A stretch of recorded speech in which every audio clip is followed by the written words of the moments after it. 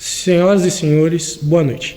Nesse momento começa mais um concerto de Natal da Família Imperial, que é uma pena que nesse momento ainda, por causa da pandemia, nós não vamos fazer em igreja ou em teatro. Portanto, gravamos, colocamos um belo repertório para agradar todos os nossos convidados, amigos monarquistas, que possa assistir esse belíssimo concerto. Fico grato por todos estarem nesse momento junto com a família imperial e ter a possibilidade de escutar uma boa noite. Fique conosco, não perca.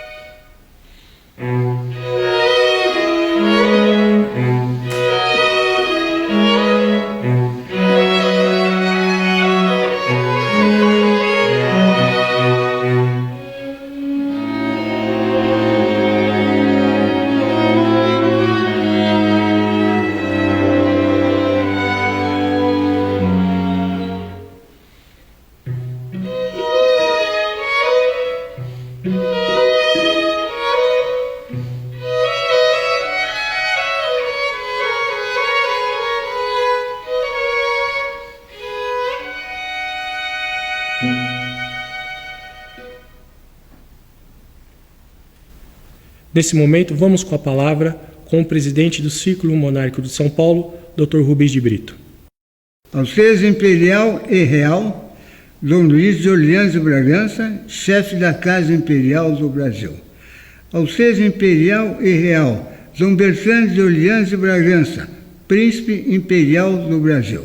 Senhoras e senhores, sinto mais uma vez a alegria deste momento feliz, diante de mais um concerto de Natal da Casa Imperial do Brasil, que, por motivos da pandemia, não pôde ser realizado em grande espaço, mas, como excelente perfume é guardado em frasco pequeno do mais fino cristal, está sendo, nesta noite, apresentado em pequena e familiar sala de música.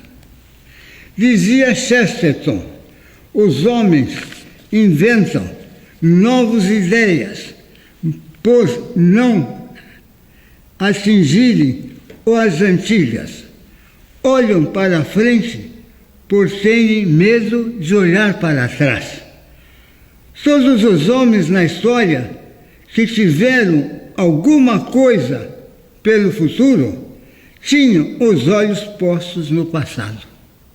Daí a importância da tradição histórica, religiosa, militar, folclórico-artística na formação do eixo nacional, ou seja, da nacionalidade e do patriotismo. Um povo sem história, dizia Nabucco, é mero espectador no concerto das nações. Agradecemos à família imperial dos Orleans e Bragança, cujos antepassados foram responsáveis pela nossa unidade nacional, esses 8,5 milhões de quilômetros quadrados. Descendentes das reais e imperiais casas de Portugal, de Espanha, de Áustria, da Itália, de França, da Alemanha e da Bélgica, por nos brindar mais uma vez por esse momento musical. Ao diretor musical Sidney Júlio, pelo excelente trabalho que vem prestando à Casa Imperial do Brasil. Aos exímios músicos, aos senhores organizadores, técnicos, colaboradores e, em especial, ao senhor Magossi, que tornaram possível essa apresentação. Afinem os ouvidos e deliciem-se. Um Santo Natal para todos, com o menino Jesus e a nossa Mãe do Céu. Obrigado.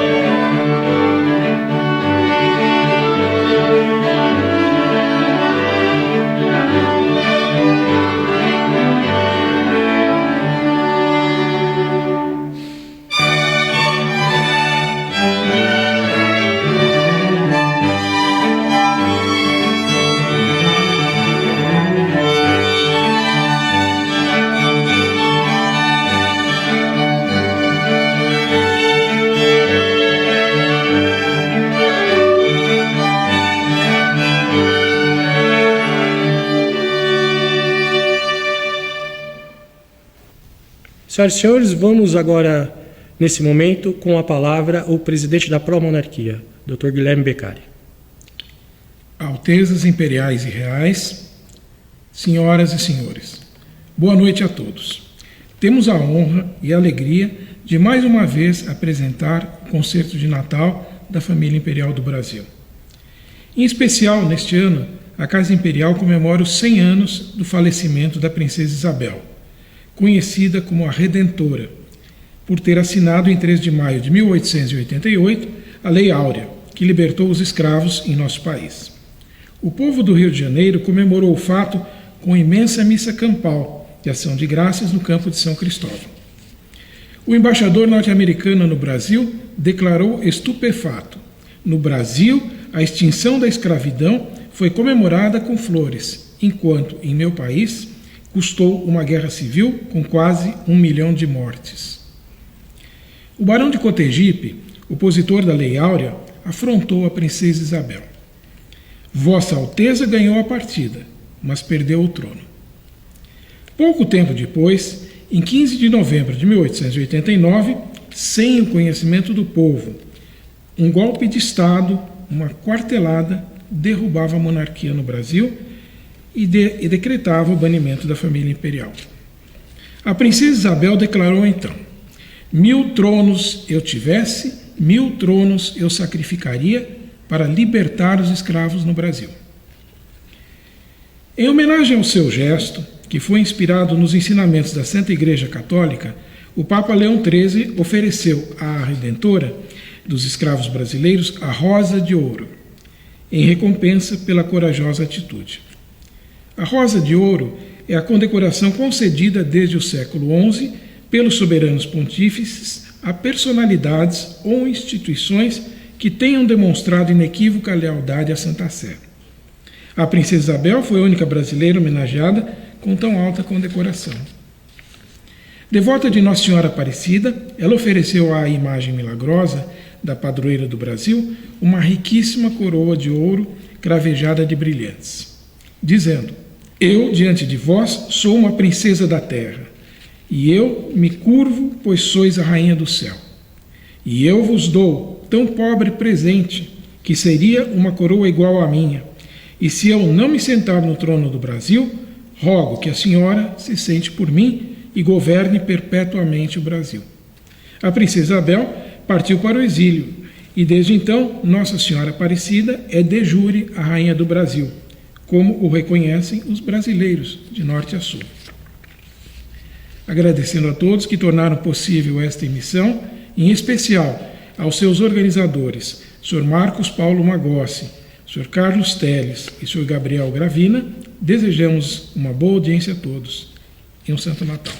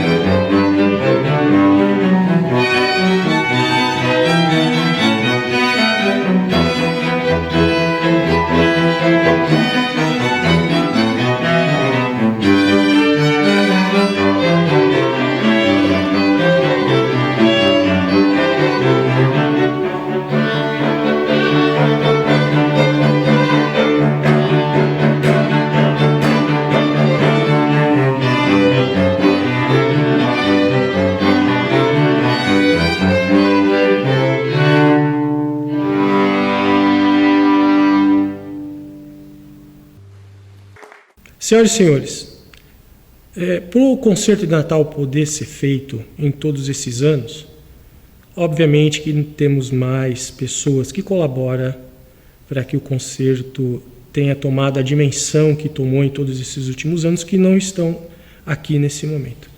Então, primeiro eu quero agradecer ao seu Carlos pela presença, por ter vindo nesse concerto e ter colaborado nesse concerto, nos outros que o senhor tem colaborado. Fico muito feliz pela sua presença aqui conosco, seu Carlos. Eu agradeço, é uma honra muito grande, seu Magossi. Para mim é uma satisfação. Jorge, meu fiel escudeiro, como todos os anos, muito obrigado por estar aqui e colaborar comigo, me dar força também para esses anos. Eu que agradeço. Sidney, obrigado pelas boas escolhas das músicas, pelo belo repertório, que é muito importante alegrar todos que estão nos assistindo no Concerto de Natal. É sempre uma honra. Obrigado. E por fim, meu caro amigo Gabriel, é sempre importante ter você do nosso lado, não só como amigo, mas também como jornalista, como empreendedor e nos deleitando com belíssimas imagens para o Concerto de Natal da Família Imperial do Brasil. Vamos ouvir mais uma ou duas músicas e logo após essas duas músicas vamos ao pronunciamento da Sua Alteza Imperial Príncipe Dom Bertrand de Orleans e Bragança.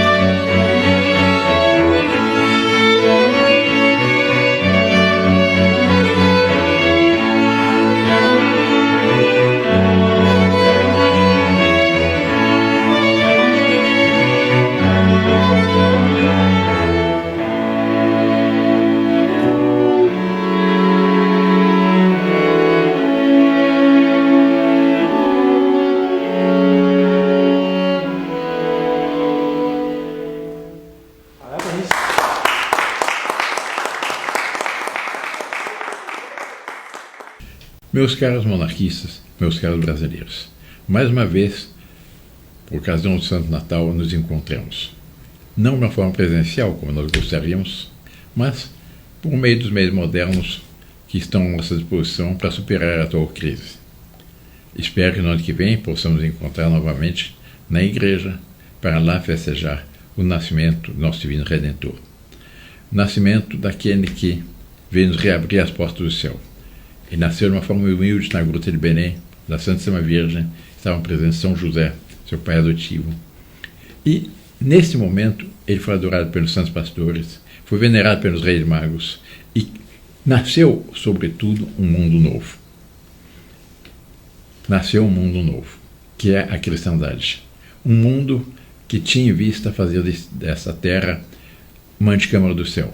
É o que nós rezamos todo dia no Padre Nosso, quando dizemos: venha o vosso reino, seja feita a vossa vontade, assim na terra como no céu. Isto é fazer desse mundo um mundo que nos prepare para a vida eterna, que é a nossa verdadeira vida, em que nós passaremos por toda a eternidade a contemplar ao Deus Nosso Senhor, a Santíssima Trindade, a Santíssima Virgem, ao São José e todos os anjos e santos da corte celeste. E vermos de uma forma retrospectiva toda a história do mundo e também todo o futuro. Será uma verdadeira maravilha. É para isso que nós somos chamados. Esse mundo é um vale de lágrimas. O Brasil tem sofrido, mas também o Brasil tem progredido. Com a vinda do Redentor, fundou-se uma nova era histórica, que é a cristandade, que é um mundo no qual se tem a verdadeira caridade, que é o amor ao próximo. Mas esse amor ao próximo que vem de onde? Vem do amor de Deus. E a caridade, o que é? É o amor de Deus sobre todas as coisas e ao próximo como a si mesmo. E esse foi o mundo que nasceu na gruta de Belém. Dessa caridade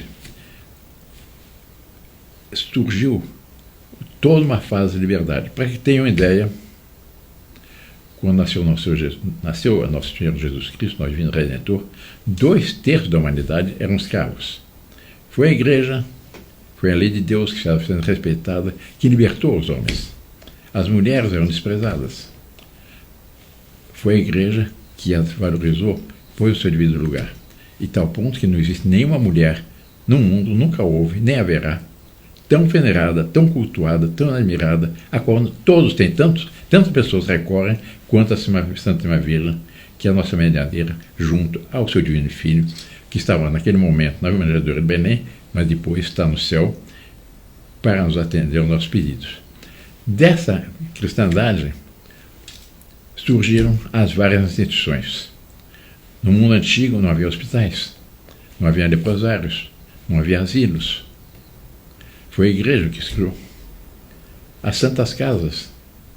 Para terem ideia, no mundo luso havia mais de 6.000 santas casas. Aqui no Brasil, mais de 70% da saúde pública gratuita eram das santas casas, em que as pessoas eram tratadas como irmãos em nosso Senhor Jesus Cristo, como filhos de Deus.